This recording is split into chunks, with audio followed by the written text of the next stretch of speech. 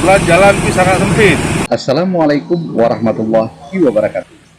Berita uronyo supaya bek mesisir parkir lam kota ini wate bulan puasa, awak dinas perhubungan Aceh Timur kajijak bite bak petugas parkir dan bak urung pokede supaya begitim atu parkir begot dan berapi.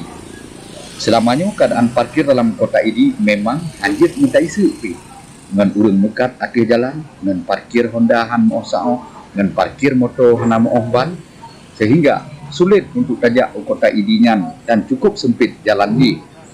Supaya nak tertib akan yang mandu, meno dipegah di koordinator Satuan Pelaksana Terminal atau Korsatpel Terminal, Bang Iskandar di Bak Freelance Bahasa Aceh di Bak Uro Selasa tanggal 22 bulan tahun 2022. Uronyo insya Allah tanyo sesuai dengan perintah daripada pimpinan tanyo akan melakukan penertiban khususnya di wilayah kota ini pajak pada umumnya.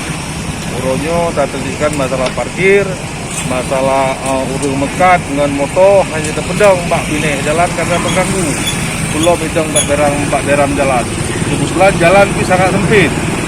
Ya. Jadi di bawah Uronyo tanyo tak terlihat insya Allah akan berkelanjutan. Belum halan ini tanyo akan menyambut bulan suci Ramadan.